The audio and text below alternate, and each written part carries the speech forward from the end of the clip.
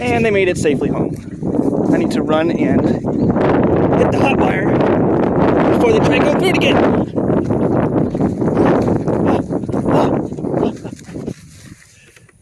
Okay. Okay. So, this is what pig farming looks like, guys. It's ridiculous. It's full of doing random stuff to fix problems that you didn't even cause. But hey, life's like that sometimes. There's got to be a life lesson in there somewhere. What?